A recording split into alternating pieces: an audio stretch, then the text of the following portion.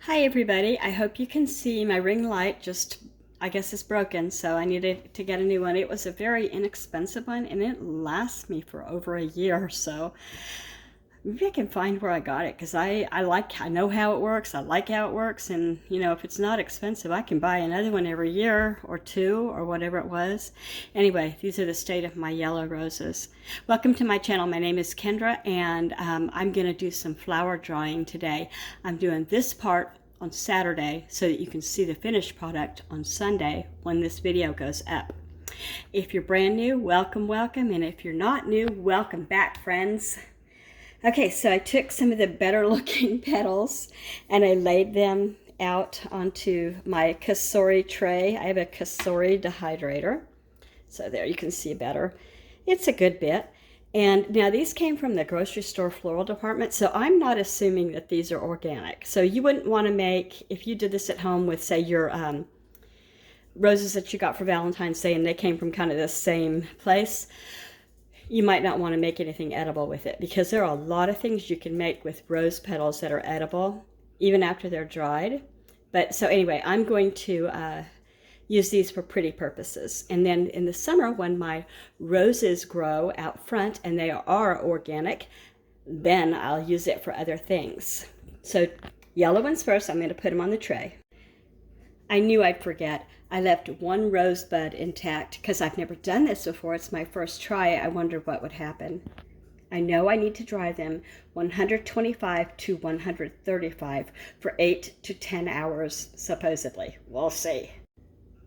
Now the red roses are holding up a lot better. I don't know why. Maybe they were picked at a different time than the yellow were. Or harvested, I should say. But anyway, these were the three that were looking the peakedest, the most peaked.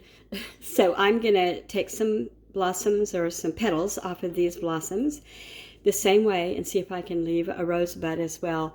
They say that you're supposed to cut them down close as you can to the actual stem start. I don't know why it dries better if you do that, if it's a bud, I think. What's funny is the yellow ones still smell amazing, like a rose that you remember from your garden. And the red ones here don't seem to have a scent. But, don't quote me, it may be my own nose. Okay, I'm going to start doing this now. Okay, so I've got the reds on, and the reds, even after I pulled them off of the bud, I don't smell anything off of these. They may be just, they're hybrids. They're made to be just for looks and not for scent. And I think roses do come that way. Anyway, I'm going to put this tray on with the yellow tray and get this started. I'll show you. There we go. I've got the red on the top. They both get the same amount of fan because the Keepsake fan is in the back. And like it said, 125 to 135 for 8 to 10 hours. So I'll see how they look. Mine will go off by itself if I'm not available in 8 to 10 hours. I'm going to start it for 8 and see how it looks then. All right, I've got it at 8 hours at 130 degrees and the door closed. And guess what? My ring light isn't broken. It was a breaker. The breaker on this right here, this controls everything back there, and apparently all the stuff over by my coffee maker and stuff. Somebody just pulled out of our door. Hold on, I don't know them. Well, it's been about 5 hours. In 19 minutes it'll be 5 hours. And I'm seeing things that look like they could be done, so I'm gonna check. And so I'm turning it off first because I know from experience, because I did it once already earlier, they blow around. They'll blow right out. They're so light.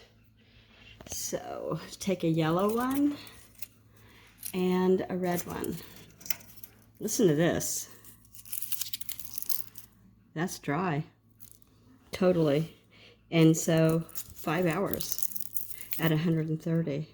Now I am going to take the petals out, but I'm going to leave the blossoms. They sound crunchy. You can hear that, but I can't tell what's going on the inside, obviously. So I want to make sure that there's no moisture left on the inside that'll, mold if we leave it in a bowl or something for pretty. Okay, so I will leave those on 125. I'll kick it down from 130 to 125 and check it again in the morning. Let's see if you can hear this. They sound like potato chips. So really red and yellow together isn't a great combo in my mind, but I'm gonna save these in a bowl until tomorrow and then decide how I'm gonna store them. Can you see my reflection? I can see my reflection.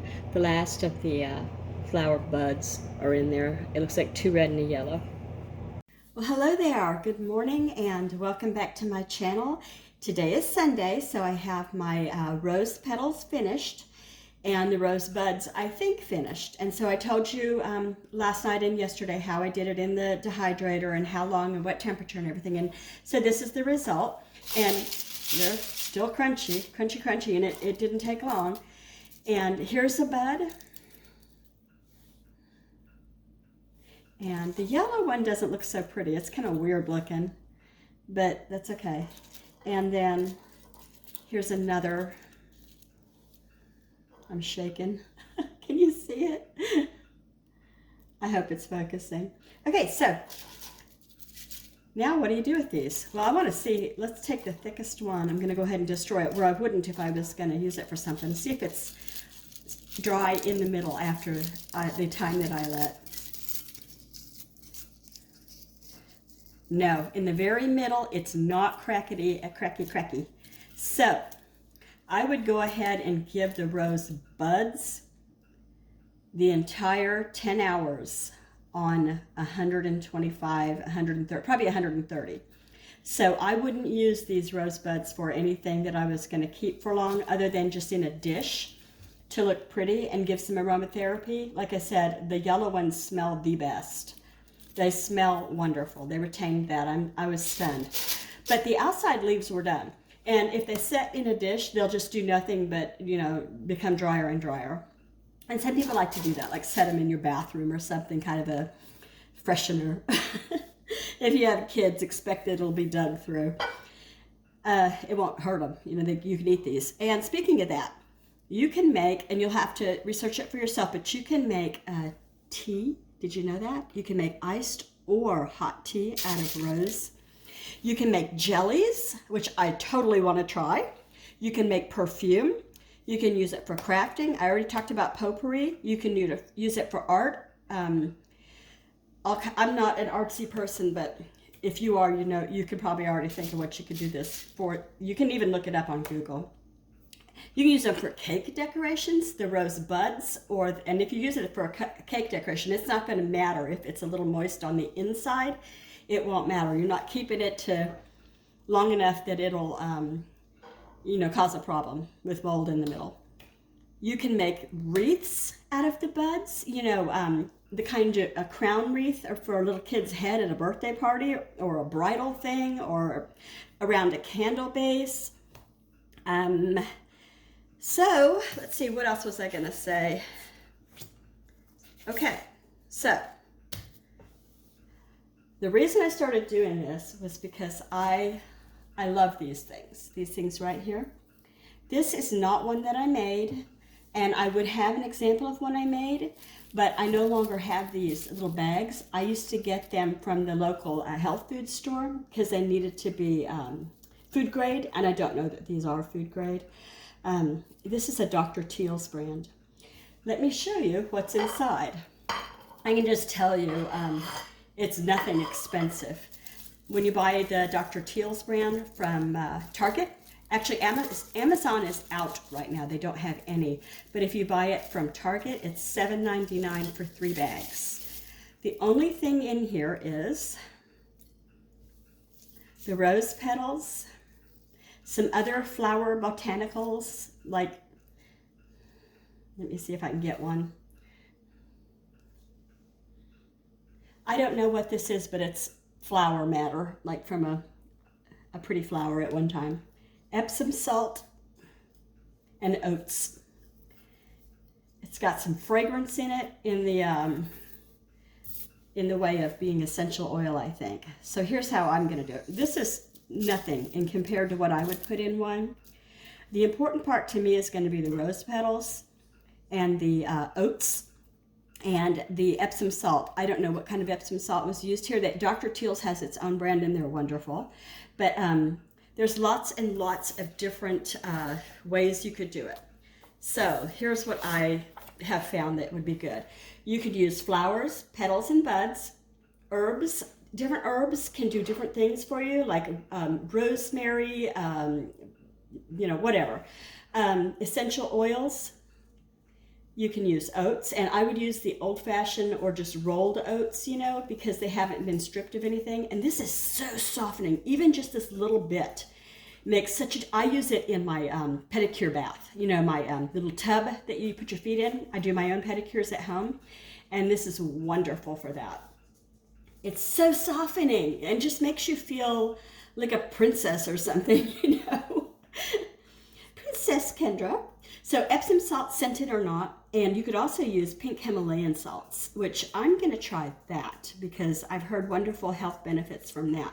But research everything yourself. I'm not telling you how to do it, but I am telling you that you can do it yourself for less and do it better. I think much better. You're not having to make a profit. A lot of people are crafty enough that they could actually sell these things at farmers markets and craft shows and stuff like that, and probably do. I don't go to that many things. So anyway, I'm going to get some more bags that are food safe. I like food safe ones, and maybe this is. I don't know. I'm not saying it's not, but I'm going to put all of this back in here and use it because this is the last one I have, and then I'm going to start a collection of these. So that I can have my own rose petals in there when my roses start to grow.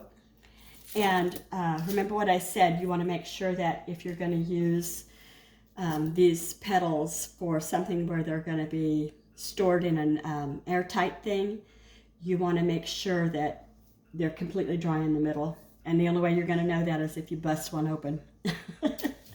It was so close, just a little bit longer.